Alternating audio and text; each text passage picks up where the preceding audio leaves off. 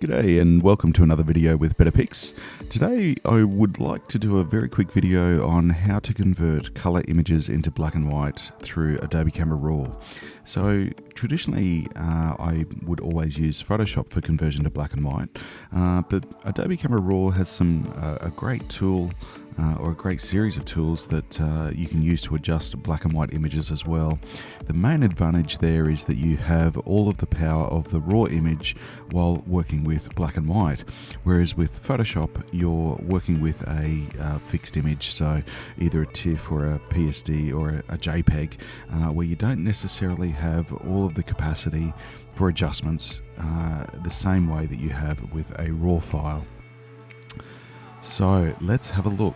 There's a couple of images that I've chosen for today, and one obviously was shot in Venice and the other one was photographed in the very north of Scotland on a very rare clear day with some fantastic weather and blue skies.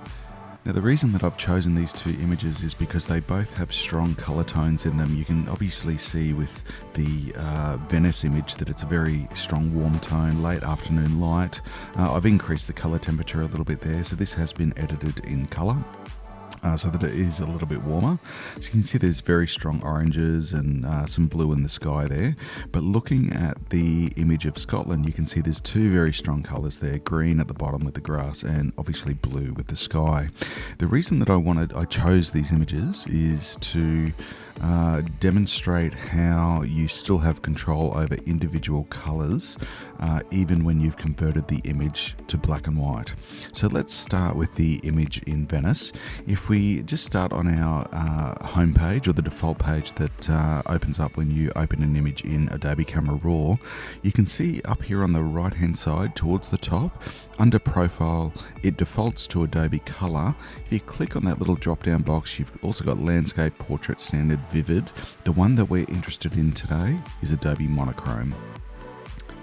So if I click on that, you can see instantly the image has gone to black and white. And straight off the bat, it looks like a pretty good rendition of a black and white image as well. There's a nice solid amount of contrast, but the shadows aren't being crushed at all. You can still see detail in all of the shadows, which is always a good thing. So from here, if we, staying on our default starting page, if we start to adjust some of the parameters that are available to us, for example, the highlights or the shadows, there we go. You can see that we've still got that flexibility with editing all of the areas of the raw file. Now obviously we can edit the color temperature as well, but you can see it is making a change to the image there, but it's not going to make a change in the same way that we would normally see. So what I'm really interested in, aside from the highlights and the shadows, those areas that we would normally work with, obviously you can see the vibrance and saturation is grayed out. We can't affect the intensity of the color because it's no longer a color image, but you can see that we do have the clarity, texture and dehaze as well. So that's certainly, or those are certainly great tools to continue being available to us. You can see certainly with that clarity, it brings up the intensity and contrast in that image quite beautifully. So if that's a tool that you wish to use, then it's certainly an option that's available to you.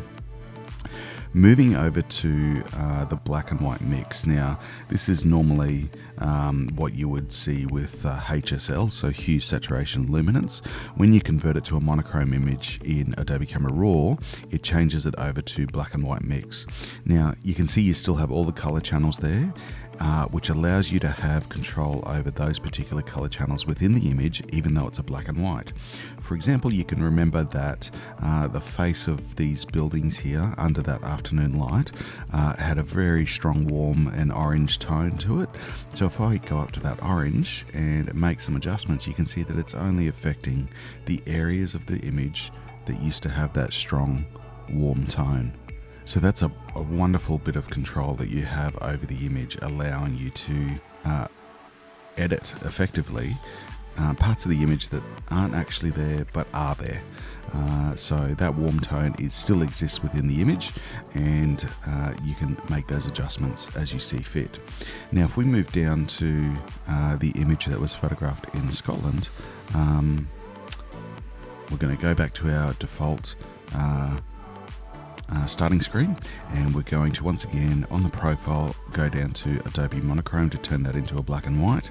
Now I would argue that this probably isn't as nice an image converted to black and white. Still a lovely image, it's very similar, but it doesn't have that same effect or same feel that the image in Venice has. However, let's just have a look at what the options are anyway.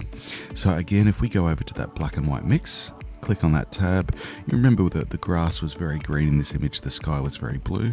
We still have control over those certain elements. So if I drop the blue or increase the blue, you can see it's having an effect on the density and brightness of that particular color. Same with the green. If I drop the green, you can see the green grass is only being affected either going lighter or darker. So that's a fantastic way to